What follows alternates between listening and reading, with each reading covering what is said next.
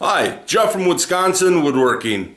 Today I'm going to do a product review on a Mag Switch Resaw Fence. Take a look at here, and if you stay tuned, you'll get to see the whole video.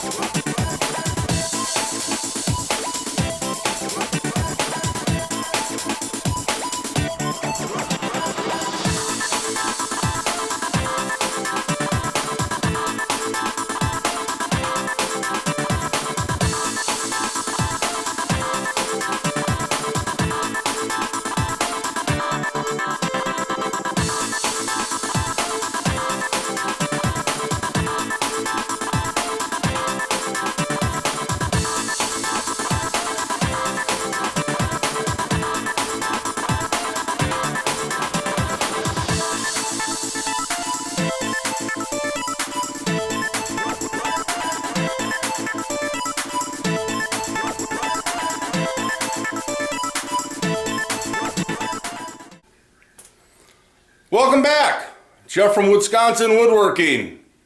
You guys ready to make some sawdust? Well, I got a product review for you today. I finally got all the parts for my Mag Switch Resaw Fence that I purchased through Amazon. And if you saw in my last video, I changed the blade to the Resaw blade. Now I'm going to run two narrow boards through the bandsaw, and one will be cedar and the other one's going to be hickory. Basically want to talk to you about the parts that came with it. And the first part I ordered was the actual resaw part. It's got roller bearings here, and it attaches to the base with these four screws here, and then it has brackets on the back side that you also attach.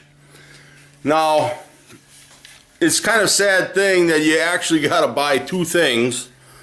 One is the starter kit base, and then the resaw fence. And the starter kit base is this. Comes with the two mag switches.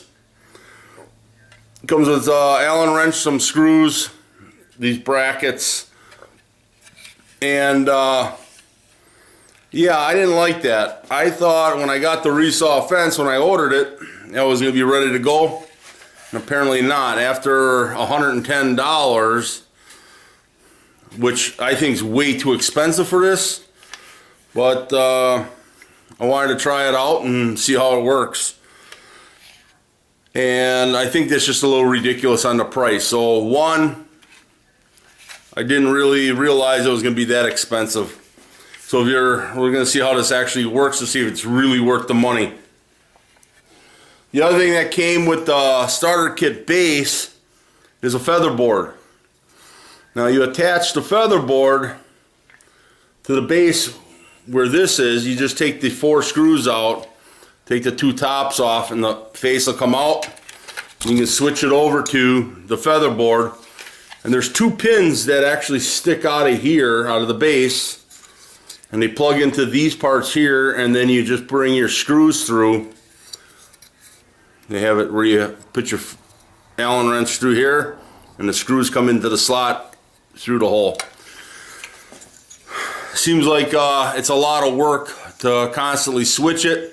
So they're looking to make money on that base so that basically you can use the other things to the base.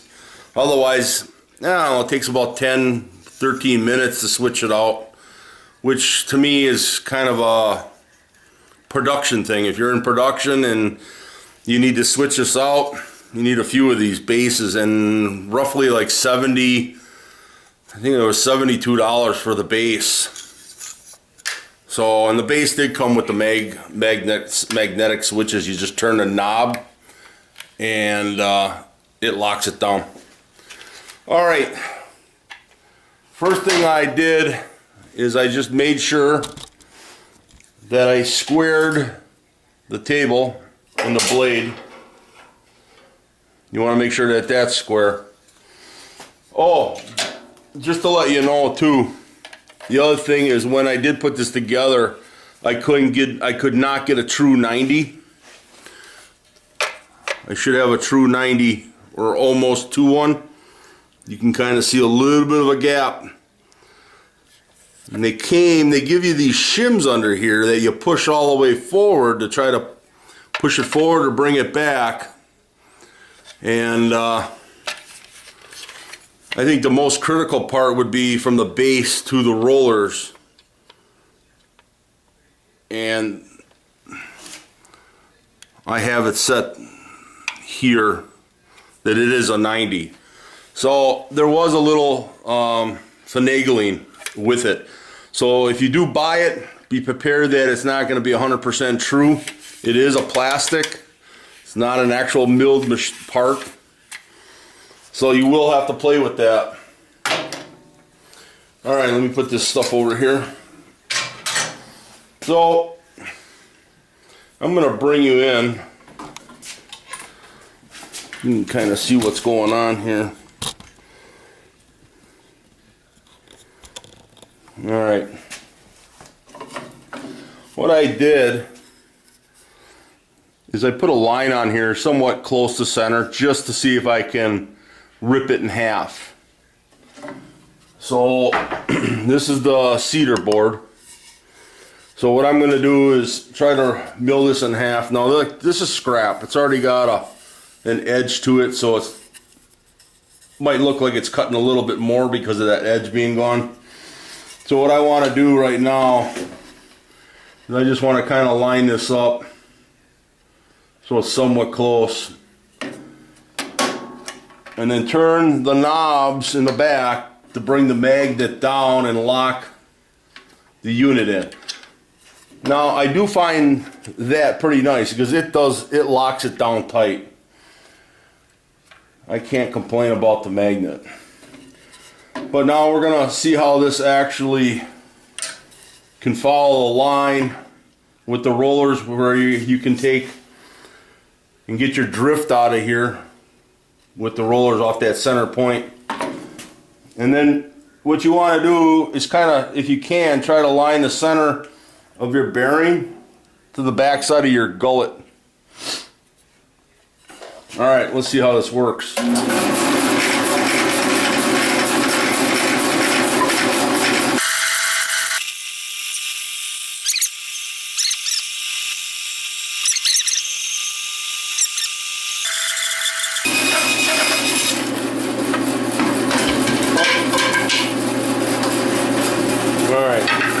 Let me grab that real quick. Alright. Yeah, the lighting in here is kind of poor. Anyways, I resawed, trying to keep that line as a guide just to see how I did. I didn't do too bad. So the cleanup, this actually looks really nice. Pretty even. We could mic it out, but you're probably varying only a little bit from what I'm seeing. So this would be pretty nice to clean up. Now, just wondering if I could take it down in half of this. Let's see if we can get it to go half. Nope, wrong one. All right, let's try it again.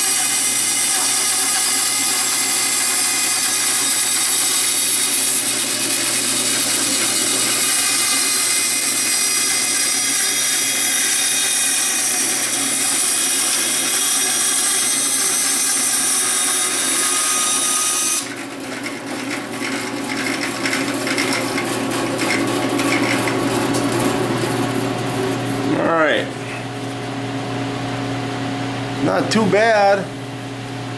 Followed it pretty darn good. You just gotta watch the wiggle.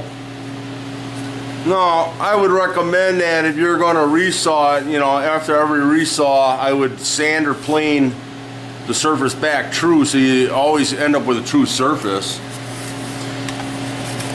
But it seems pretty nice that you can get some nice thin stock out of it. And I'm sure we could, you know, set it up that we could even get thinner. Well, let's go over to the hickory and let's see how it works with the hickory, since the hickory is a harder wood. Let's see what, we'll leave it at the same setting and see what that turns out to be like.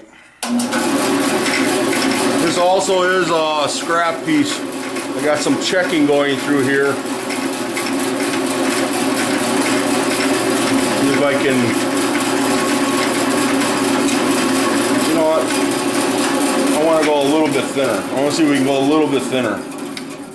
I'll just move this in. A little bit thinner. See if we can get thinner, just in case, you know, you want a nice thin slab or something.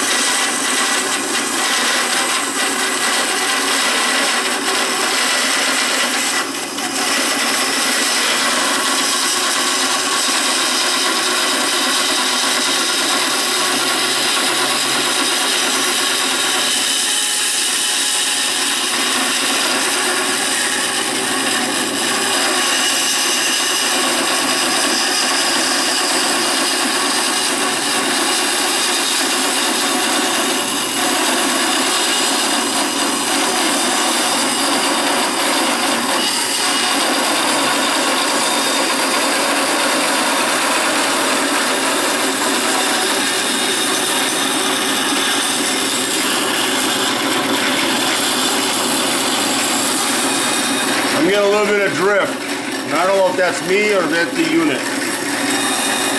Probably me.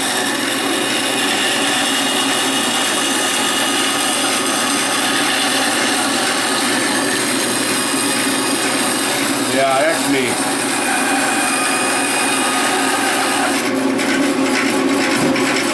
Totally me. Terrible. I think what happened there on that hardwood is that as I was cutting, the piece was walking away from the bottom. So I would probably recommend putting a feather board up, and that way the board can't walk, because this is exactly what will happen. The board walks, so all I got was the top part cut. But it did cut a thin piece. So that is completely error on my part. So when you definitely are resawing with this, you want to put a little bit of a feather board just so it can't walk away. But then I look at it this way too. Why not use a straight fence then, instead of the pivot roller bearings here? Normally, you know, when you resaw, you got the drift, the way the blade starts to cut and twist. You know,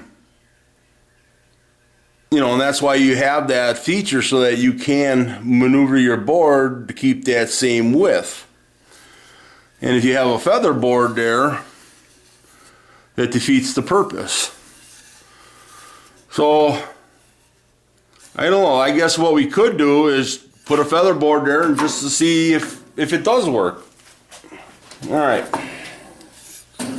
Now I do have a Mag Switch feather board, and I do like this. This from Mag Switch is definitely well worth its money.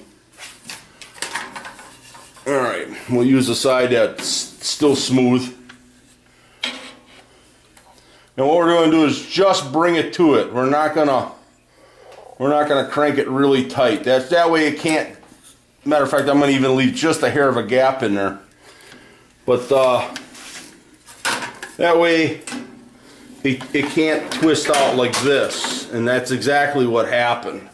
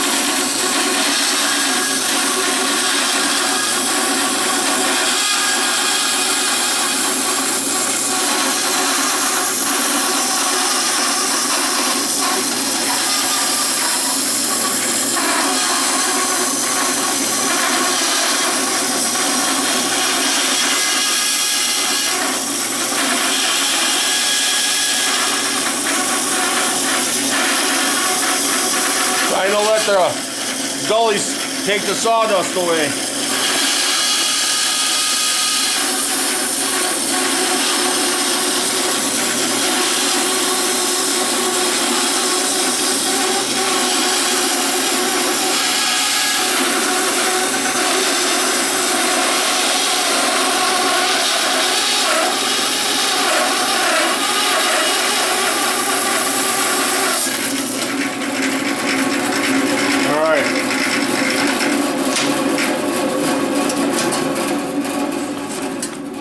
The top looks like an even cut.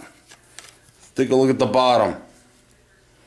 And the bottom looks like an even cut. So, the featherboard did work. Look at the grain pattern in that hickory. Isn't that cool? Got all that beautiful grain running this way. That's pretty cool. Anyways, this is a very nice thin piece of wood. So if definitely you want to cut thin stock, you can definitely do it with this. Definitely need a featherboard to control that so that it doesn't walk and tip away, that you end up with that blown out piece of wood that I had. So the featherboard and the pivot rollers do work, as in using a featherboard and a straight fence. I do like the capability of having it where if I'm drifting, especially if I'm just ripping a board in half because I need a 3/8 or a 1/4 inch piece and I can run it then through the thickness planer or through the sander to clean it up. I like that where I can pivot and follow my actual line that I would scribe on the top. So I do like that. Out of it, I'm seeing that it does work as long as you have this for thin stock. The thick stock, it didn't seem to bother it. I don't like the price, and that it takes 12-13 minutes to put this all together and square it all back up. I didn't like that part of it either. But if you're not taking it apart, then it's fine. That means now you got to spend another $70 to $75 on Amazon to get another base to use it with the other attachments. And that, I don't think the price, I believe it should come down a little bit. But for the most part, I really think it works. I can't complain there. It does work. And we did figure out, how to resolve that blowout, and that was with a featherboard. So, all in all, the Mag Switch Resaw Fence with the starter kit base does work. The price, I think, is too high. I think they should have a package deal where you can get, like the whole thing together instead of maybe the whole thing together for $70 or $72, not $110.